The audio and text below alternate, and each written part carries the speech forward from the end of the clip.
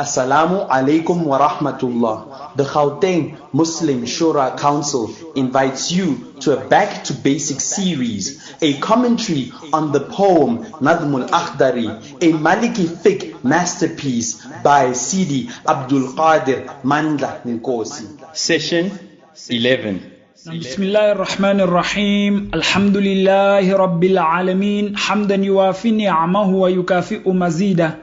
اللهم صل وسلم بجميع الشؤون في الظهور والبطون على من منه شقت الأسرار وانفلقت الأنوار نبينا وحبيبنا محمد سيد الأبرار وعلى آله الأخيار وأصحابه والتابعين ومن تلا. سبحانك اللهم لا علم لنا إلا ما علمتنا إنك أنت العليم الحكيم. اللهم فقهنا في الدين، اللهم فقهنا في الدين، اللهم فقهنا في الدين وعلمنا الكتاب والحكمة وانفعنا بما علمتنا وعلمنا ما ينفعنا وزدنا من فضلك علما وتعليما إنك على كل شيء قدير. A sister asks, you mentioned that if a man touches his male organ with his palm or the sides of his fingers, his wudu is broken. Is that the same for a female? Well, the ruling for sisters is slightly different. A mere touch with your palm does not break your wudu. However, it is said that if a female fondles with her organ beyond the external surface, then her wudu is broken. And that's the view that carries weight in the madhab. Ibn Ashur, while mentioning the things that break wudu in his masterpiece, Murshid al-Mu'in says, إِلْطَافُ مَرَّةٍ كَذَا مَسُّ الذَّكَرِ. A female fondling with her private part breaks wudu, kada masul dhakar. Likewise, a man touching his male organ. And please note that the touch that we are concerned with here is direct contact. When there's nothing, no ha'il between the palm and the organs. If there's a ha'il, like clothes or a towel, then this does not break wudu at all. Now, we did the entire bab chapter on how to perform wudu, the fara'id, the obligatory elements, the sunnah acts, and the recommended acts, the fada'il.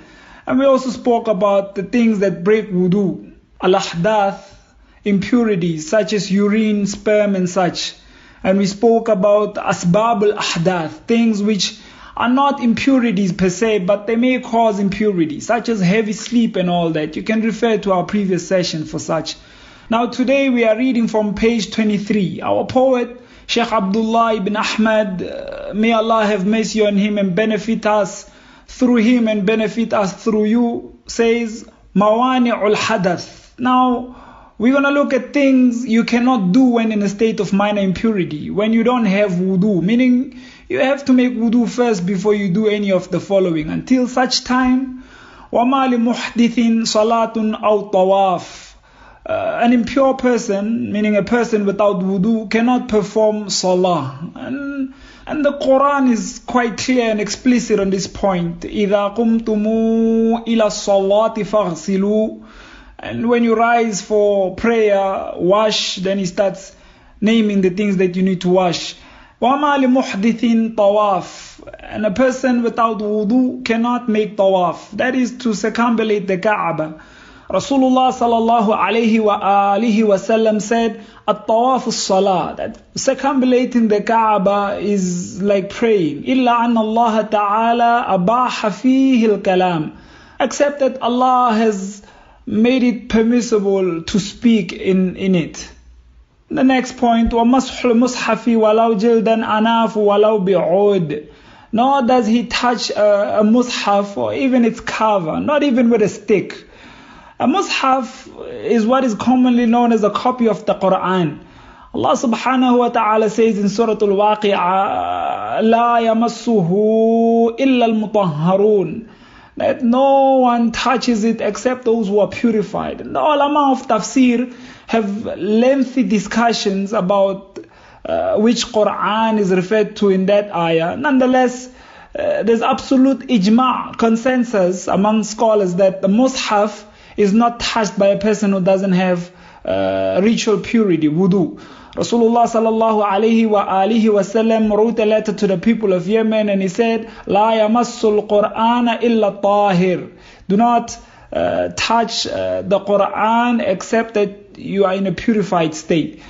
And with us, you do not touch a Quran even if it's just a portion, like the Ahzab or the Lawh, these wooden boards that are used for memorization. So basically, as long as it's just Quran, so that excludes tafasir, books explaining the meaning of the Quran, or translations, even if it's one side Arabic and the other side is the translation. These can be touched and read without wudu, though it is better to have wudu all the time, especially when dealing with books of sacred knowledge. غير جزء معظم للمتعلم أو للمعلم. There is an exception to the rule though.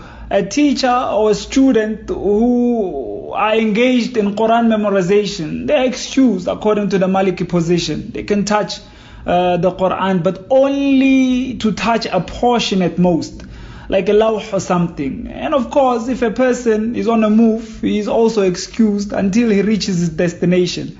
Sheikh Muhammad al-Fadl Ibn Sayyid says in another poem, وَجَوَّزُوا حَمْلُ الْمَصَاحِفُ بِلَا طَهَارَ إِنْ شِئْتَ أَنْ تَرْتَحِلَ. You are permitted to hold the mushaf without طهارة إن شئت أن ترتحل, if you are on a move. ثم صبي كالكبير فيه وإثمه على مناوليه. A child is like an elder with regards to touching the Quran, but the sin is on the one who gives it to a child. With regards to handling or touching the mushaf, the ruling for a child is like that of an adult, but the sin does not fall on the child. It's on the person who allows the child to hold or touch a mushaf without wudu. وَكُلُّ مَنْ بِلَا وُضُوء صَلَّى فَفَاسِقٌ لَا كَافِرًا فِي الْأَعْلَى. Whoever prays without wudu is merely disobedient, rebellious, but not a disbeliever according to the best opinion. Our poet brings this point in order to correct the actual text of the original treatise, wherein Shaykh al-Akhdari states وَمَنْ صَلَّى بِغَيْرِ وُضُوء عَامِدًا فَهُوَ كَافِرٌ, that whoever prays without wudu intentionally is a kafir. But the relied upon view in the madhab is that a person who prays without wudu is just wasting his time and is being rebellious to his Lord, but definitely not a kafir. We are not people of takfir. There are enough people running around who have assumed that role voluntarily, not us. Now, the next chapter, وَمَا يَجِبُ مِنْهُ الْغُسُلُ. What makes ghusl necessary? Now, ghusl is a ritual shower or bath, that is washing the whole body, not just certain limbs as we did in wudu. And here we are not talking about your bubble bath as seen on TV. And ghusl, water must flow. If when you are one of those abatanda qwali pavu, marhaban, do you, but that's not ghusl. After your fantasy stunt, you must stand up and make sure that you pour pure water over your whole body, as we will soon explain. It is a necessity when a person wants to come out of a state of major impurity. So in this next chapter, we would look at things or situations that make ghusl necessary. So he says, وَالْغُسْلُ لِلْجَسَدِ بِالْجَنَابَةِ وَالْحَيْدُ وَالنِّفَاسِ خُذْ إِجَابَةً. It is compulsory to wash the whole body for major impurity, what is known as the state of janaba, or at the end of menstrual cycles, that is the divine purification that females go through monthly, blessing from Allah, or the end of postnatal bleeding, an-nifas. Postnatal bleeding is blood that emanates due to childbirth, but we will talk more about menstruation and postnatal bleeding in one of the upcoming chapters. Now, what is janaba? Our poet says, مَعْنَ الْجَنَابَ مَنِيٌّ خَرَجَ. The meaning of a person being in a state of janaba is ejaculation of semen. بِلَذَّةٍ مُعْتَمَدٍ فِي النَّوْمِ جَاء. Due to carnal pleasure through familiar endeavors, such as during sleep, and that is a wet dream. By saying mu'tad, through familiar endeavors, this excludes semen coming out due to electrocution or other means. In the books of fiqh, they mention situations wherein semen emanates due to mosquito bites or bee sting. This is not familiar endeavors with us.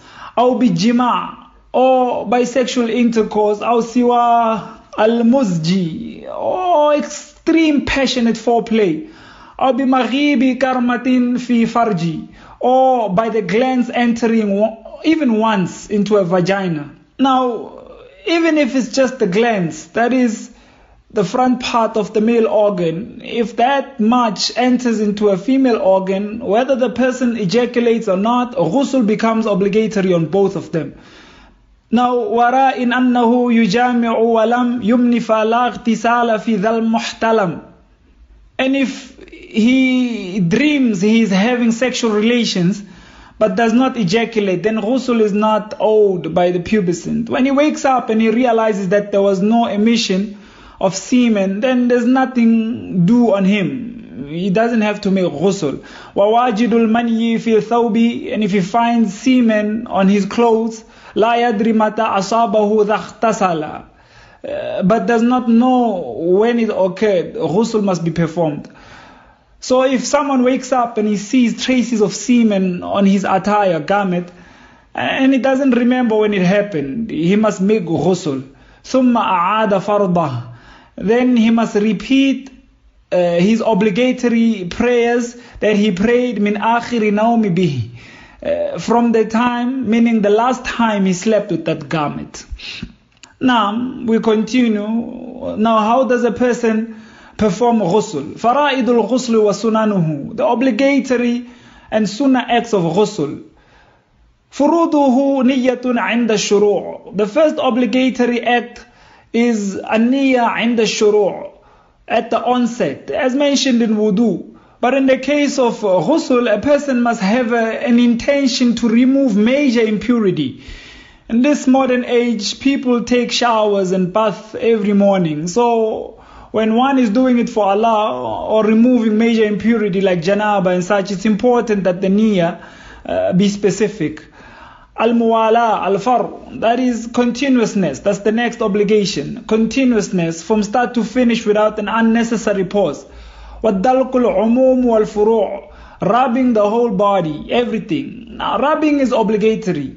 So a person cannot just stand in the rain or dive in a swimming pool and say he has performed the ghusl, because part of ghusl is rubbing. And please make sure that water reaches your entire body. Every limb and every thread of hair must be wet. And if you have a thick beard, make sure all of it is wet. And likewise, long hair, water must reach everywhere.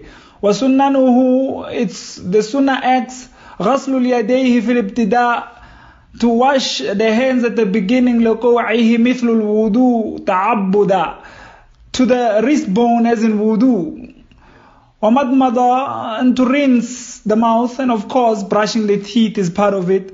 وَالْإِسْتِنْشَاقِ وَالْإِسْتِنْثَارِ, inhaling and exhaling water through the nostrils. وَثَقْبُ الْأُذْنَيْنِ وَلَا يُضَارِ, thoroughly washing the ears without causing harm by putting water into your ear. And he says, وَجُنُبٌ غَيْرُ السِّمَاغِ, impurity is not in the eardrums. فَغْسَلًا أُذْنَيْكَ ظَاهِرَهُمَا وَمَا بَطَنْ. So simply wash your ears, what is apparent and what is hidden. Now, al-fada'il al-ghusl, the meritorious and recommended acts of ghusl, nudiba bismillah. It is recommended to say bismillah at the onset.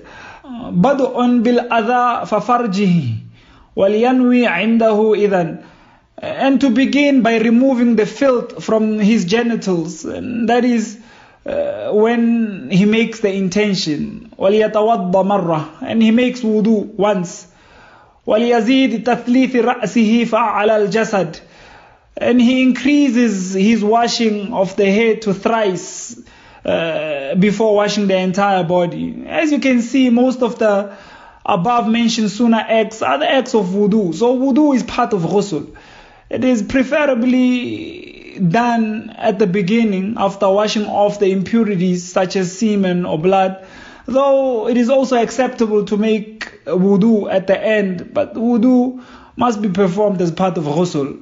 Now a poet says, فَشِقِّهِ الْأَيْمَنِ, to advance the right side, to do the right side before you do the left side. تَقْلِيلُ الْمَاءِ, and use a minimum amount of water.